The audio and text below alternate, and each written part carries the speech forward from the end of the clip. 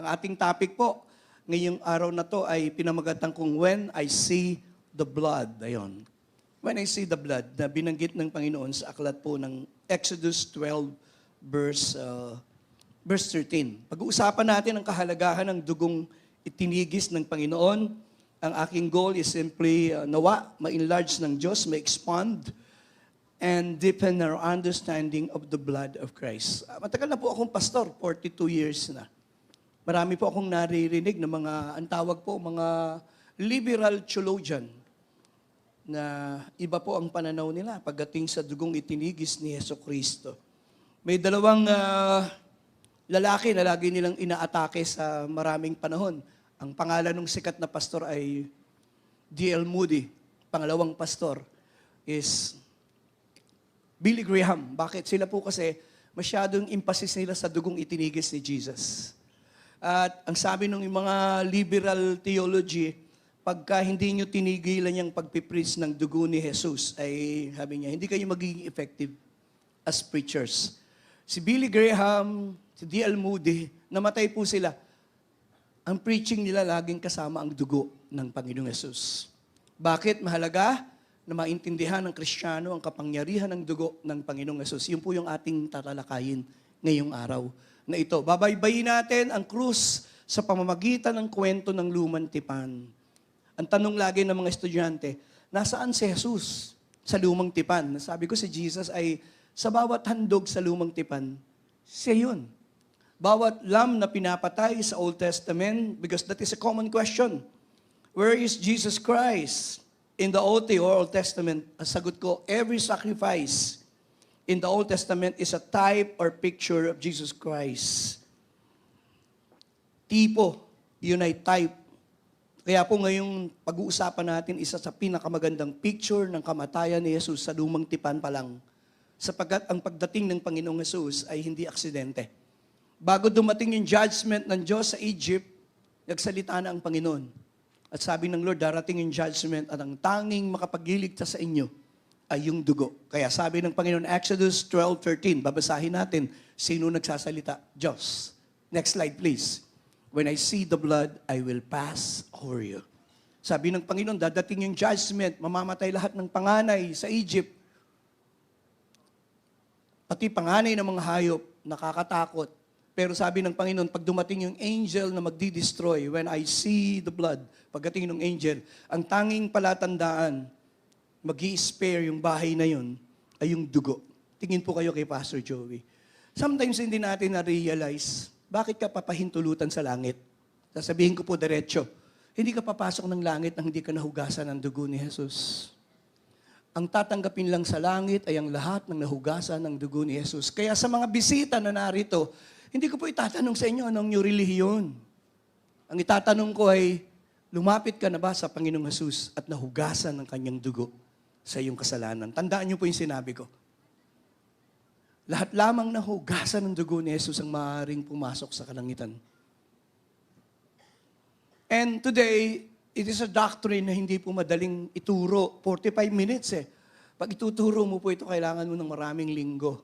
45 minutes, so tatangkain ko po ang isang mapangahas na katuruan. Ang word na blood ay binanggit ng 427 times. So you cannot miss the topic when you talk about the blood. So ito po Exodus 12. Alam natin ang kasunod ng aklat ng Exodus 12 ay Leviticus. Pakisabi po, Leviticus, Deuteronomy, Numbers, Joshua. Ang tawag na Pentateuch from Genesis, yung unang limang libro. Doon pa lang, ini-introduce na. May tinatawag po na development. Pagsabi mo, development. Nasaan si Jesus, Pastor Joey? Una, Genesis chapter 4, verse 4. Sino si Jesus doon? Yung lamb na pinatay. Pakita natin. Na inihandog ni Abel. Yan po ay type of Jesus Christ. Type that one day may isang lamb na papatayin. Abel also brought an offering, fat portion, sa kanya. At iyon ang tinanggap ng Diyos na handog. Pagdating dito sa Exodus, mas maganda yung picture, mas maliwanag ang pagpapaliwanag, dadating ang judgment, ang tanging makapagliligtas ay ang dugo ng lamb. Pagdating sa Leviticus 17:11, diretso nang sinabi ng Lord, For the life of the flesh is in the blood. Pagkasabi po, in the blood. Ang buhay po ay nasa dugo. Kaya pag naubusan ka ng dugo, hindi ka mabubuhay. Kaya sinasalinan ka ng dugo eh. Yung blood ng tao napaka-importante. At sabi ng Diyos, I have given it to you upon the altar to make atonement. Pagkasabi po, atonement. Ang pantubos po talaga ay ang dugo. At iyan po, kinary over ng teaching sa Bagong Tipan. Punta muna tayo doon sa Hebrews 9:22. Kaya ito, ang tagal na ng biyahe, nakatawid na ng Bagong Tipan. Sinasabi pa rin, without the shedding of blood, there is no forgiveness. Ayun. Kaya kahit sa Bagong Tipan, walang kapatawaran kung walang dugong itinigis. Kaya, babalikan po natin ito. Naku, alam na natin. Kaya sabi ko, may development eh. Pag doon po sa Exodus 12, pakita natin, verse 3, yung lamb, ang sabi po, kukuha kayo ng lamb for a family. Pakita natin yon, Exodus 12:3. A lamb for a family. Ayan po niyan. Each man is to take a lamb for his, kanina yung lamb for a man. Ayan. So ito family, yung palang lamb na pinatay at kinuha yung dugo, para pala sa buong pamilya yun na kinakatawan. Pagpunta natin sa Leviticus, lamb for the nation. Saan mababasa? Leviticus chapter 16, verse 17.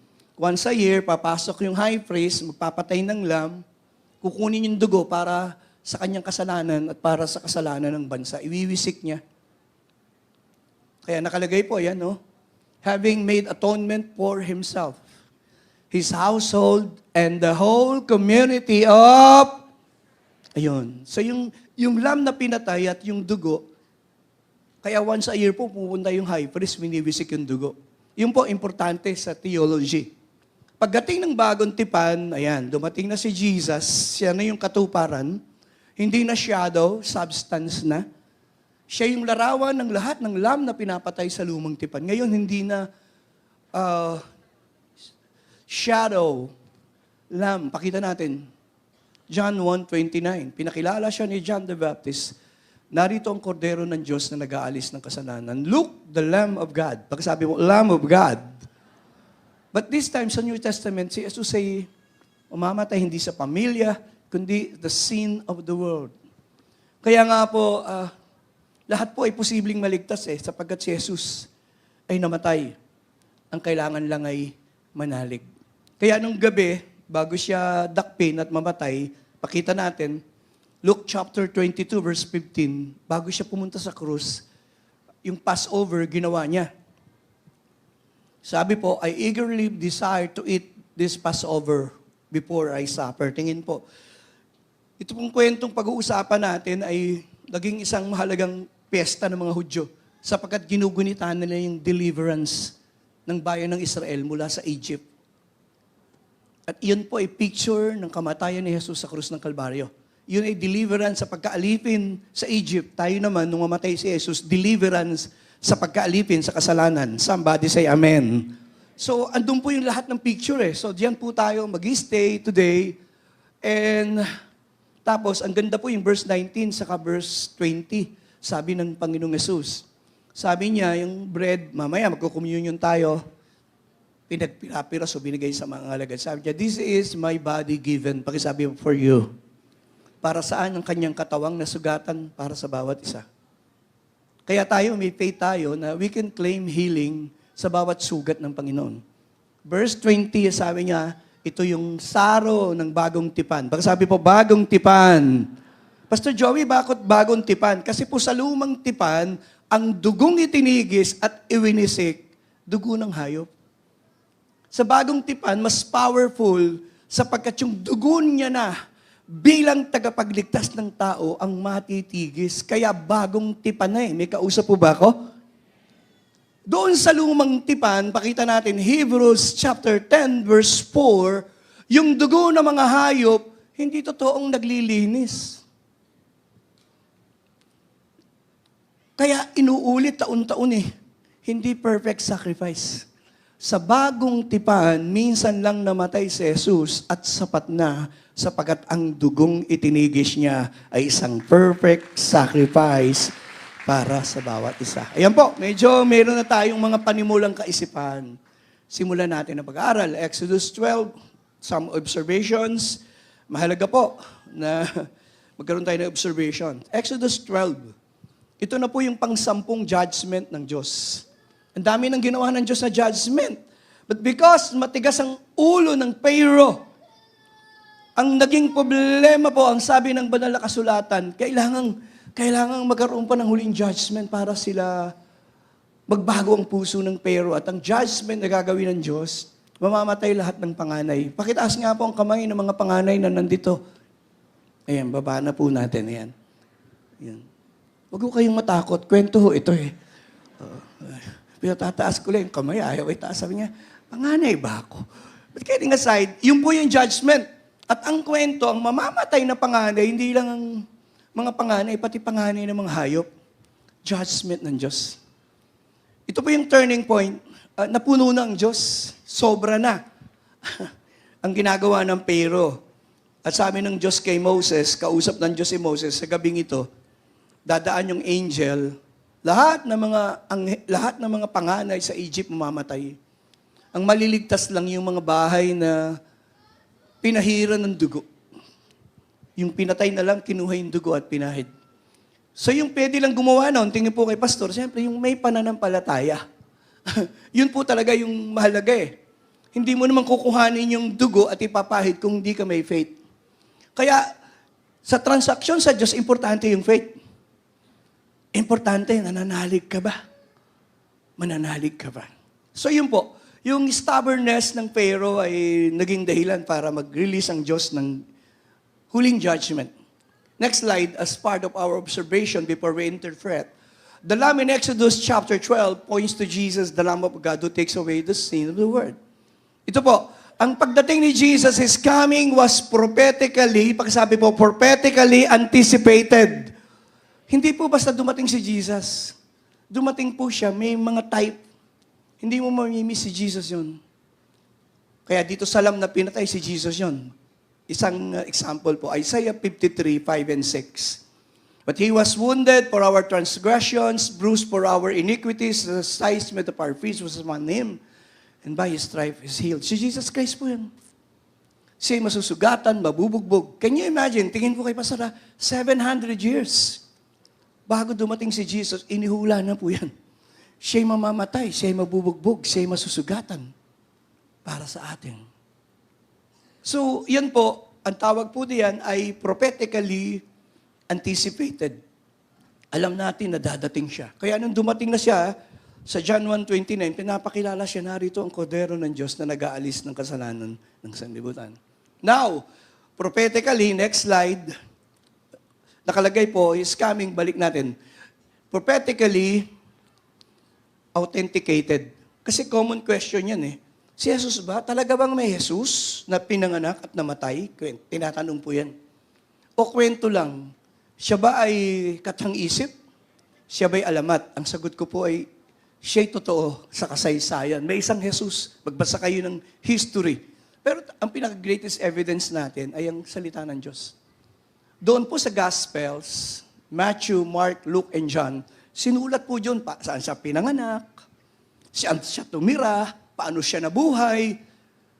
Ito po yung pinakamatibay nating ebidensya na si Jesus ay may historical Jesus. Kaya nakasulat siya pinanganak, kailan siya pinanganak, paano siya namatay. Historically, si Jesus ay totoo. Kaya lang po, pagdating sa Gospels, kaya yan common question eh, bakit iba-iba ang presentation? Kasi nga po, iba-iba yung silip ng mga writer, iba-iba ang inspiration ng Holy Spirit na mahalaga. Halimbawa, si Matthew, pinakilala po ni Matthew si Jesus as King. Somebody say Amen. King po siya eh. Pagdating kay Mark, pinakilala siya as the suffering servant. Pagdating kay Lucas, pinakilala siya bilang Son of Man. Pagdating kay John, pinakilala siya sa unang verse, in the beginning was the Word, and the Word was with God, and the Word was... Pinakilala siya, hindi siya pinakilala doon nagsimula sa pasabsaban. Pinakilala siya ng galing sa eternity at Diyos. Ganun po yung pag-aaral. Pagsilip. Patungkol kung sino si Jesus. Doon po lalawak. The more kaya ako po sinishare ito, the more na naiintindihan natin ang kanyang kamatayan, mas higit po yung faith natin sa Kanya. Ma-appreciate natin pag sumasamba tayo, kanina kumakanta tayo, "Worthy is the Lamb," hindi ka lang aawit. Yung awit na yun, can you imagine, ang theme ng pagsamba sa langit is about the cross. May kausap po ba ako? Sa langit, ang tema ng awit natin is the death of Jesus Christ. Yung mga papasok doon, aawit pa rin ang "Worthy is the Lamb." Why? Sapagkat iyon po, ganong kahalaga ang kanyang kamatayan. Simulan na po natin ang pag-aaral. 3 bahagi lang po ito. Una, the coming judgment. Pakisabi po, the coming judgment. Ano yung dadating na judgment? Earlier po, doon sa Exodus 11, 4-6, papakita ko po, nagbigay na ang Diyos ng warning. Nanggaling sa Diyos. Can we show Exodus chapter 11? This is what the Lord says, "About midnight, I will go throughout Egypt." Anong gagawin ng Panginoon? Mga angel niya. "Every firstborn son in Egypt will die, from the firstborn son of Pharaoh, who sits on the throne, to the firstborn son of the female slave, who is at her hand male, and all the firstborn of the cattle." Pati mga hayop, mamamatay eh. Judgment ng Diyos. Pakisabi po, judgment. Ano yung judgment? Pakisabi po, death. Yun po eh. Kahapon, nagtuturo ako dun sa ating Thanksgiving, sa ating anniversary. I talk about warnings. Pagkasabi mo, warnings. Ang Diyos po, hindi agad nag-release ng judgment. Nagbibigay muna siya ng maraming warnings. Example, bago gunawin ng Diyos ang Nineveh, Jonah chapter 1, 1 and 2, nagpadala siya ng propeta na magwa-warning. Sabi niya, "Cry out against it, for the wickedness has come up." Nature ng Diyos yun. Nakita po natin yung malakas na lindol yan sa Myanmar at Thailand eh. Alam niyo ba na ang Pilipinas ay matagal nang sinabi ng PhilBox, hinog na tayo sa ganyang lindol. Who knows, yung lindol na nangyari sa Thailand, sa Myanmar, ay warning din ng Diyos sa atin. And I pray na ma-realize natin yung mga warnings ng Diyos, ang nais ng Diyos na maging tugon ay repentance. Pagkasabi po, repentance. In Jonah chapter 3, verse 5, sa shortcutting ko, nag-preach po si Jonah at ang tao'y nanalig. Fast forward, verse 9 and verse 10. Nag-repent po sila, nag-ayuno sila lahat. At sabi nila, who knows, mahabag ang Diyos. Hindi tayo puksain. You see? Verse 10, ang sabi ng verse 10, when God saw that what they did and how they turned from their evil ways, He relented and did not bring on them the destruction they had threatened. Ganun po ang Diyos eh. Darating po ang judgment. Tingin po kayo kay Pastor. Ang kamatayan naman po, tatating po yan sa ayaw at gusto natin. Sino po rito, magtanong lang ako, sino po rito siya mang buhay para kayong pusa? Of course, wala. Wala naman ganun. Sino rito may 25 oras bawat araw, taas ang kamay? Of course, Pastor, wala. Bawat isa ay may 24 oras. Tama po ba ako? Bawat nakaupo rito, may isang buhay lang na ibinigay ang Diyos. And we cannot deny. Pag dumating po ang kamatayan, hindi mo naman pwedeng sabihin, teka muna, marami pa akong pangarap. Marami pa ako, mag-aasawa pa ako. Mag-a-abroad pa ako. Hindi ko ganun eh. That is a power. Pag sinabing, finish or not finish, pass your. Alam niyo po, ang kamatayan is a power. Minsan nakakalimutan natin eh. Bawat isa po sa atin. Sabi ko nga, kung hindi magra-rapture eh, maaari tayong mamatay. Prayer ko, sabi ko, Lord, sana hindi na ako mamatay. Sana, doon na lang ako sa rapture. Magpapalit na lang yung katawan ko. Pero, wala pong nakakaalam. Ang Diyos po ang may hawak niyan eh. Ang kamatayan po, ang pinaka-nakatatakot po, hindi yung mamatay. Hindi po yun na nakakatakot. Pastor, tingin po kay Pastor, yung mamatay ka na hindi ka handa. Yung mamatay ka na wala kang relasyon sa Diyos. Andun ka sa kasalanan. Andun ka sa andun ka sa kabilang bahay. Doon ka namatay. Namakatay ka ng kasiping mo, hindi mo asawa. May kausap po ba ako? Naku, wala na po akong kausap. Namatay ka na, nabubuhay ka ng malayo sa Diyos. Hindi ba nakatatakot yun? Ang kamatayan po ay dadating. Nakakatakot na yun eh. Pero yung datnang ka ng Diyos na malayo ka sa Kanya, yun po ang nakatatakot sa lahat. Kaya sa buhay na ito, pinakamahalaga yung alam mong napatawad ang kasalanan mo. Alam mong si Jesus ay ang Panginoon. At alam mong nakasulat ang iyong pangalan sa aklat ng buhay sa langit. Ano man ang mangyari. Judgment will come. Alam po natin yan. Ang kamatayan ay darating. There is judgment. Number one. Next slide. And this judgment is real and awful. Nakakatakot. Nakatatakot ang kamatayan. At pag namatay tayo, hindi naman tapos na eh. Hindi naman tayo pusa. Hindi naman tayo daga.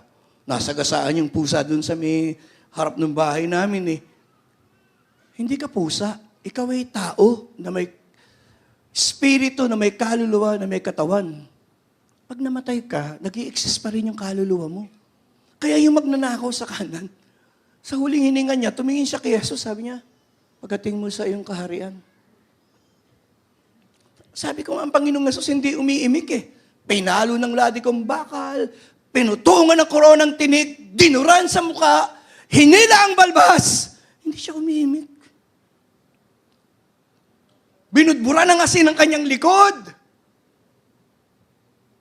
Paulit-ulit siyang minura, hindi siya kumibo. Pero nung yung magnanakaw sa kanan, tumingin sa kanya, sabi niya, Panginoon, binaling ni Jesus ang kanyang mata.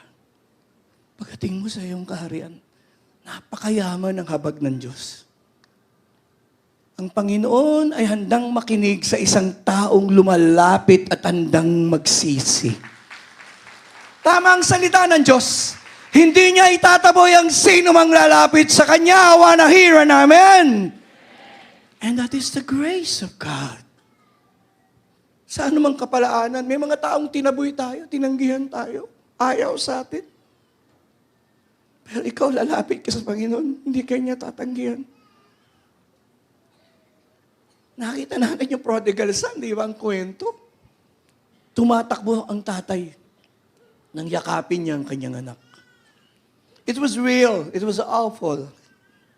Punta po tayo sa pangalawa. It was a general judgment. General po yung judgment eh. Lahat ay mamamatay eh. Pati yung mga Hudyo na nandun. Nagkataon lang. Sinabi ng Diyos ang paraan at nanalig sila. Kinuha nila yung dugo at ipinahid nila. It was a general judgment. Lagi po, naalala ko nung bago akong nagtuturo sa Sunday School, pag tinuturo ko yung salvation, ang tawag ko po doon, the Romans Road. Sasabihin ko, Romans 3:23, for all have sinned and come short of the glory of God. Lahat ay nagkasala at hindi nakaabot. Romans 6:23, the wages of sin is death, but the gift of God is eternal life through Christ Jesus. Nagkasala tayo. Subalit nag-o-offer ang Diyos ng kapatawaran at buhay na walang hanggan.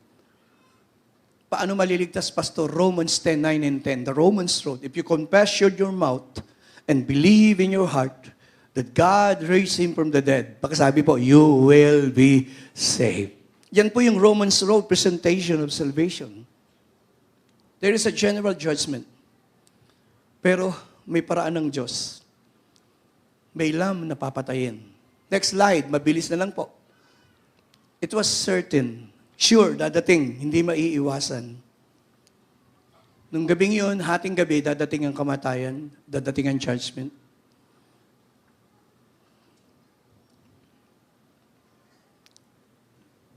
Ang tanging makapagliligtas ay ang dugo. Sabi ko nga, dadating yung kamatayan, ang anghel na hawak ang sword ng judgment, ang titingnan lang, bawat bahay, kasi bawat panganay, mamamatay eh.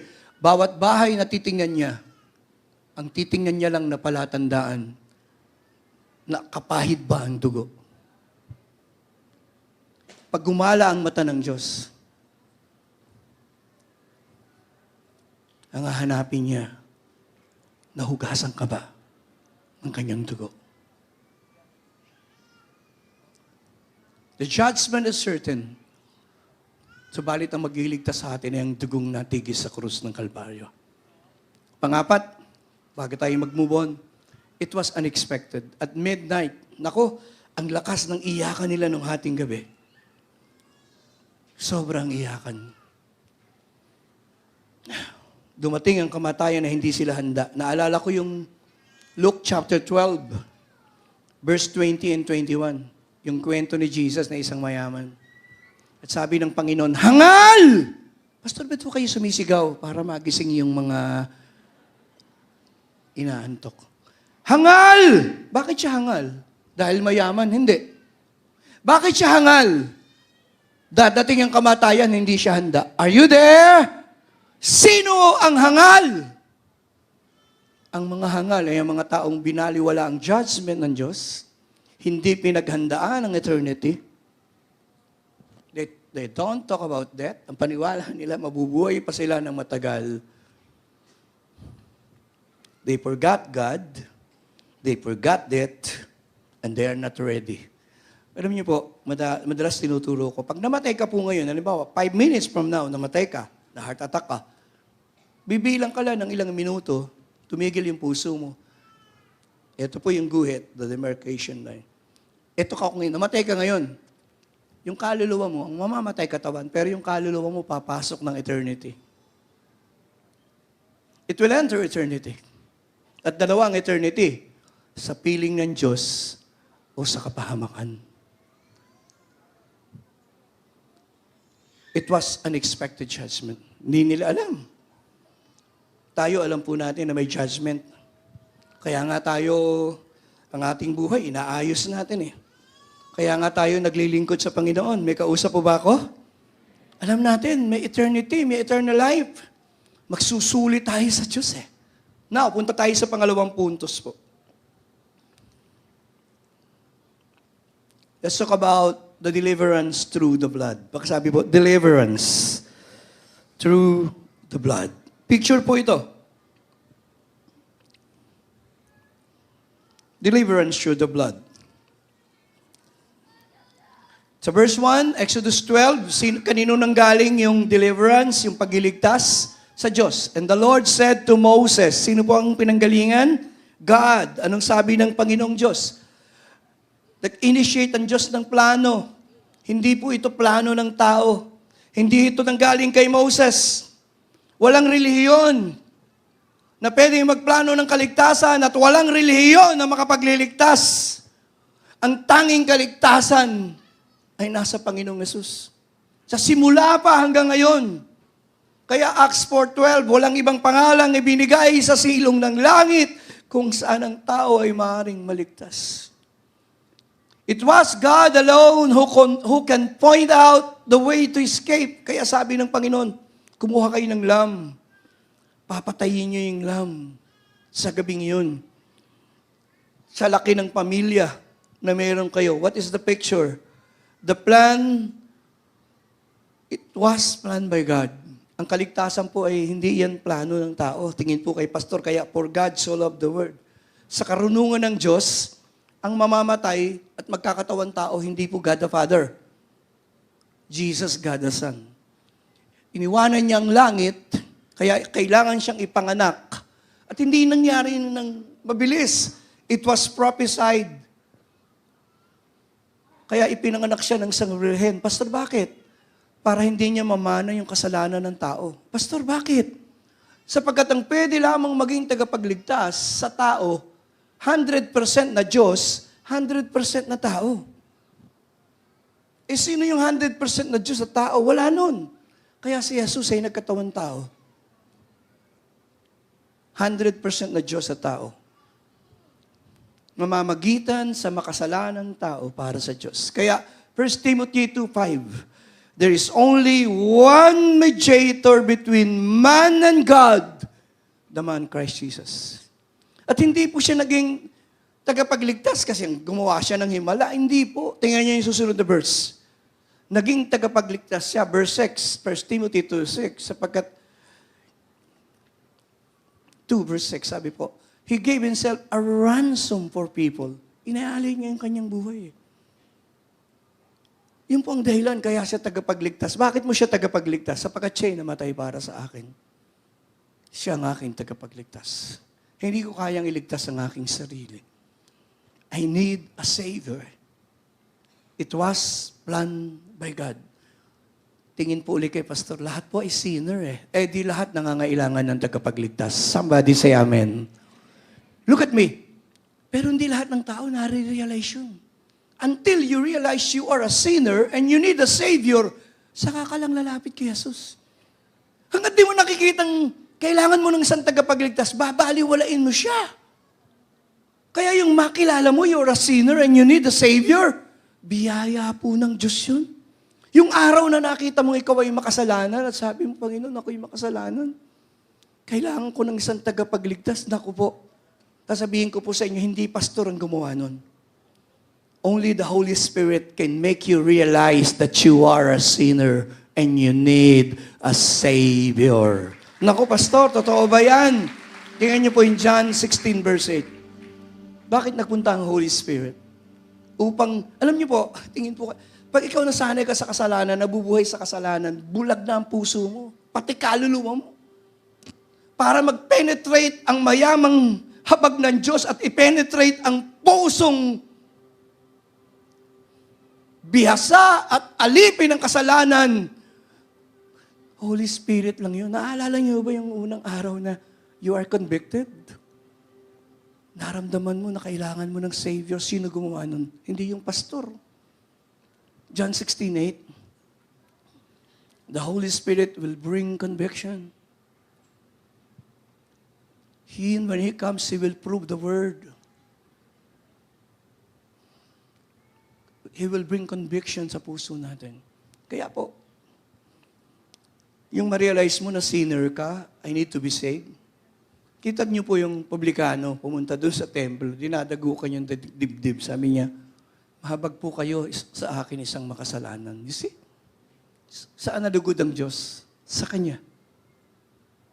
Punta po tayo sa pangalawa, bibilisan ko na lang para hindi po siyempre mabagal. It was true substitution. Yung lamb na pinatay, normally po sa Leviticus, pag nagpapatay ng lamb, may pinapatong po yung kamay na naghahandog. Lahat ng kasalanan ay nalilipat doon sa lamb. Yung lamb na pinatay, kumakatawan yun sa ating, pakisabi mo, substitution. Kaya pag kinakanta natin, He paid the debt. He did not owe. I owe the debt. Yun ang tanong eh, bakit kailangan niyang mamatay? Hindi nga natin kayang bayaran yung utang natin eh. Kailangan natin ng isang magbabayad. At yun ay ang Panginoong Yesus.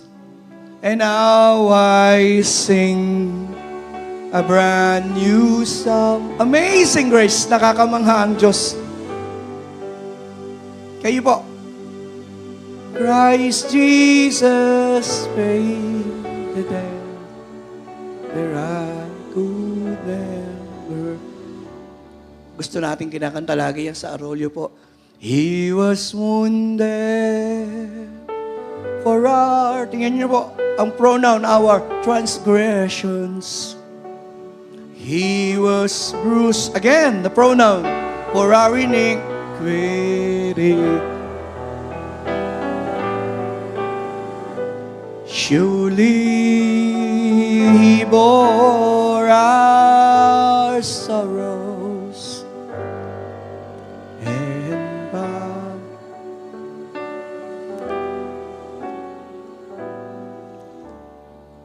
Pastor, paano mo noon nalamang si Jesus talaga yon? Yun nga po ang malaking problema. Pagdating sa interpretation, eto, pasagutin natin ng Bible. Acts chapter 8, verse 30 to 35. Si Philip, pinuntahan niya yung eunuch. Nagbabasa ng Bible eh. Sabi ni Philip, naiintindihan ba yan? Sabi ng eunuch, 31. Paano ko maintindihan? Kung walang magpapaliwanag. Inanyayahan niya si Philip para ipaliwanag. Kaya mahalaga po yung pag-i-interpret eh. Verse 32. This passage of Scripture, the eunuch was reading, he was led, Isaiah po yan, 53. Like a sheep to the lost slaughter as a lamb before. Hindi siya kumikibo, hindi siya nagbuka ng bibig. Sabi niya, sino yan? Verse 33, tuloy natin. In his humiliation, he was deprived of justice. Who can speak of his descendants? For his life was taken from the earth. Verse 34. Kayo po, 1, 2, 3. Who is the prophet talking about? Tingnan niyo po, sino yan? Nung sinasabi mo sa Isaiah 53. Ito po yung sagot. Verse 35. Then Philip began with the very passage of Scripture, told him the good news about sino yung nasa prophecy ng Isaiah 53? Si Jesus po yun. Tanong, itong malaking tanong. Si Jesus ba? Kiniklaim niya na siya yun. Ayun, yun ang magandang tanong. Luke 24, 44 to 45. Pasagutin natin si Jesus. Jesus, ikaw ba yung nasa lumang tipan? Ikaw ba yung pinoprophesy? Yan po ang sinasabi ko sa kausap kong Hudyo na scholar. Sabi ko sa kanya, how come? If Jesus is not the Messiah, how come Jesus claimed that the prophecy was fulfilled on Him? Hindi po siya makasagot. This is why I told you while I was still with you. Kausap niya yung mga alagad. Tingin po kay Pastor, ha? Nabuhay na si Jesus. Tingnan niyo po, nagpapaliwanag pa si Jesus. May kausap po ba ako? Sapagkat ang mga Hudyo, yung mga Hudyo po, hindi sila mulat sa isang Misayang mamamatay at muling mabubuhay. Ang alam nilang maghahari ang Misaya habang panahon, kaya pumuposisyon na sila sa kanan at kaliwa eh. Hindi sila mulat ng Misaya, kailangan munang mamatay. Balikan natin yung verse. Bago tayo mag-move on. Everything must be fulfilled that is written about. Pakisigaw po, about. Pag sinabing law of Moses, that is, yung lahat ng isinulat po doon sa Pentateuch about him, and the prophets, and the Psalms. Tingnan niyo po yung verse 45. Binuksan lang ng Panginoon yung kaisipan nila para maintindihan nila ang Scripture. Kayo po na nakaupo rito, malibang ibukas ng Holy Spirit po ang inyong kaisipan, hindi niyo po maintindihan ang ginawa ng Panginoon. Hindi mo siya makikilala. Laging may talukbong yung mukha mo. Hindi mo nakita yung maganda about Jesus. Only the Holy Spirit can make you realize you're a sinner and you need Jesus. Hindi ko pa makalimutan yung unang araw na umaten ako ng gawain ng Diyos. Nakikinig ako kay Brother Eddie. Yung preaching niya, napaka-powerful. Nakahawak ako sa silya ko. Feeling ko, mahuhulog ako sa impyerno pag hindi ako nag-repent. First time ko na-realize, I'm a sinner, I need to be saved. Kaya nung nagbigay siya ng altar call, sabi niya, lahat ng gustong magsuko ng buhay sa Panginoon, pumunta sa altar. Unang-una po akong pumunta. And the rest is history. Today, masasabi ko po, habang nabubuhay ako, ipipraise ko na may isang tagapagligtas at ang pangalan niya ay ang Panginoong Yesus. Makita natin, next, almost done na si Pastor. It was through the shedding and application of the blood. Matapos pong patayin, kinuha yung blood, kailangan ipahid. Pakita natin yung verse 7, Exodus 12:7, mabasa natin yun. Mahalaga lang yun. Para at least makita natin. It is not enough that the lamb should be slain. Hindi sapat na mamatay. Kailangang i-avail mo ang dugo. Nakikinig po ba tayo? Marami nagsasabing ligtas sila. Kaya ang tanong ko, ligtas ka lang kung lumapit ka kay Jesus at nahugasan ng kanyang dugo. The blood must be applied. Kailangang mahugasan ka. Kaya sinasabi yung Panginoon, ako yung hugasan. Ako yung linisin. At ako yung puputi na walang kapantay. Doon po sa langit, gusto ko po yung tagpong ito. Revelation 7:14. Nakapasok sila ng langit, yung mga na-save. Ito po, panahon ng tribulation. Tapos na yung rapture. May mga na-save na nakapunta pa rin ng langit. Sir, you know, he said, sino ito mga ito? They came out of the great tribulation. Basahin nun natin yung kadugtong. They washed their robes, and made them white in the blood of the... Ano ang nagpaputi sa kanila at naglinis sa kanila? The blood of the Lamb. Kaya doon earlier ng Revelation chapter 1, verse 5, sa Kanya na naghuhugas at naglinis ng ating kasalanan. Who loves us and has freed us from our sins by His blood.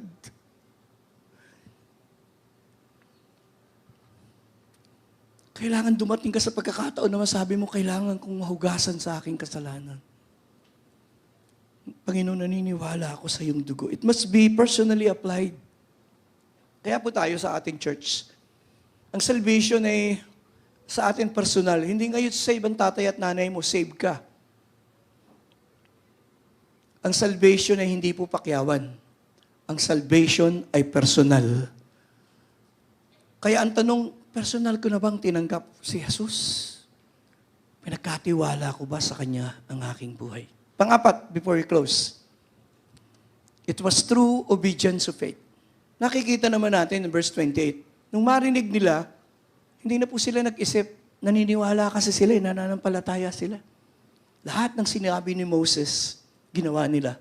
In-apply nila ang dugo at nang dumating ang judgment nung gabing yun, silang lahat ay naligtas. I pray today, you have faith and you will put your faith on the Lord Jesus Christ. Somebody say, Amen.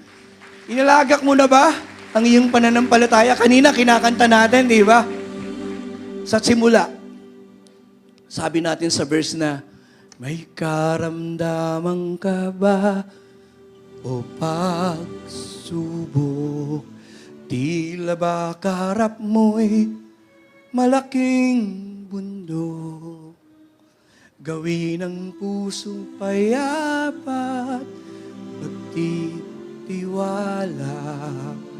kay Jesus ating Diyos na nagpapal. Siya na mahal tayo. Sabihin mo, bago natin awitin, tatanungin ko po kayo, kaya nyo bang ilagak at ipagkatiwala ang inyong buhay sa Panginoong Yesus? Tatawagin ko yung choir, tatawagin ko lahat. We will sing the song bago tayo pumunta sa... Let me close po. Babaan niyo po yung kamay niyo. The application. Let's talk about the power of the blood, the blessings. Number 1. Through the blood of Jesus, we have redemption. Pastor, pag sinabi pong redemption, sa context kasi ng Hudyo, alipin, binibili, pinalalaya.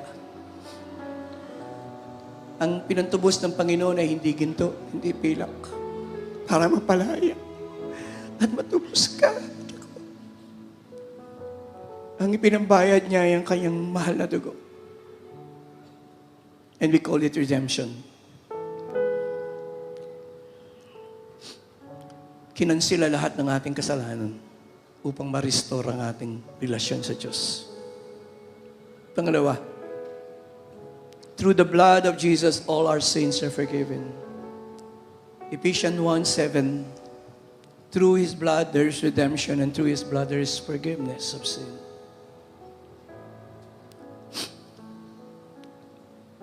Kapatawaran. Kailangan mo ba ng kapatawaran ngayon? Kailangan mo ba mahugasan ang kanyang dugong itinigis?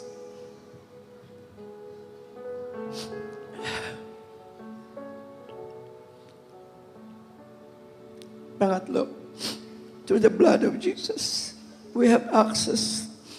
Alam niyo po sa Lumang Tipan, binanggit ko kanina, nakapapasok lang doon yung high priest once a year pa.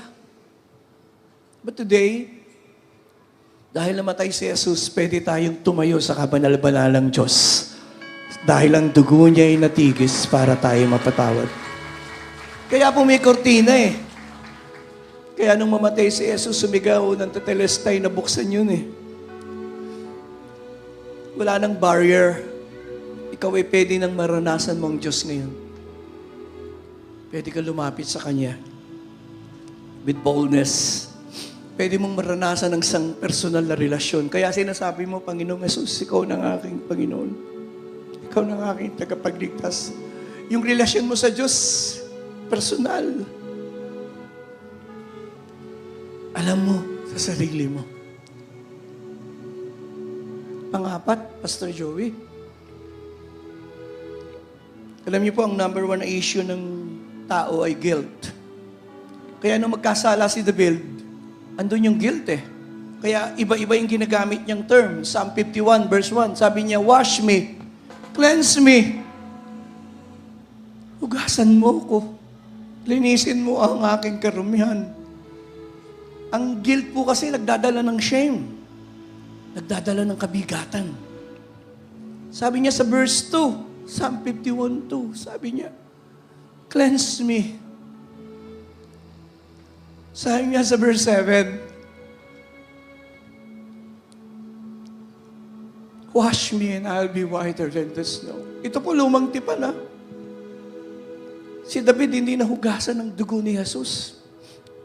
Pinipicture niya lang yung dugong matitigis, pero ikaw, you're blessed. Mahugasan ka ng kanyang dugo, mawawala ang kamandag ng kasalanan. And then sa verse 10, hindi siya kontento. Sabi niya, create in me a clean heart, oh God. And when you right spirit within me.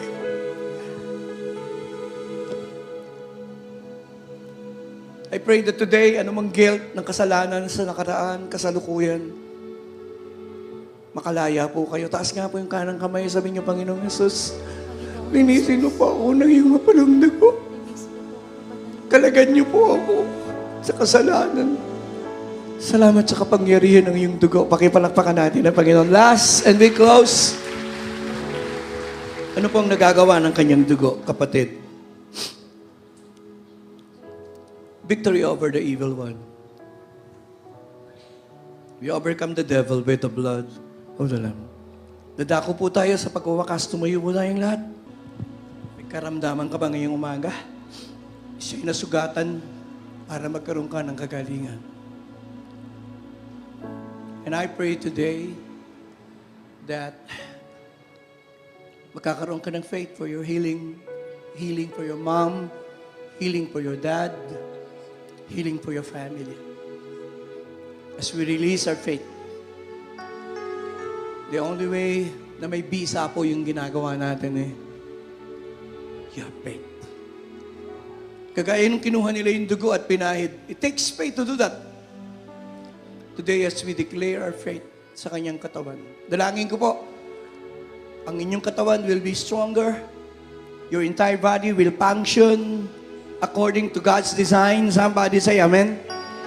Any condition na sinabi ng doktor, I pray that it would be reversed miraculously.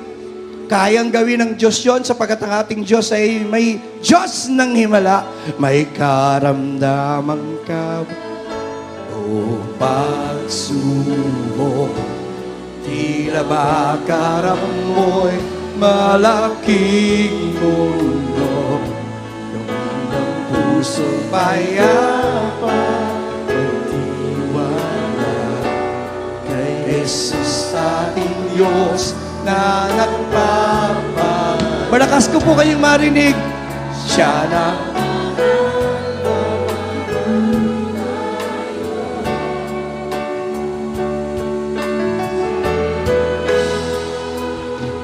anan. Kayo lang po.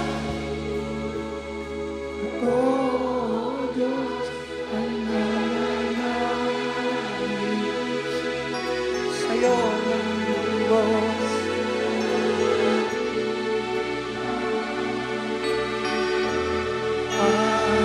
para sa'yo.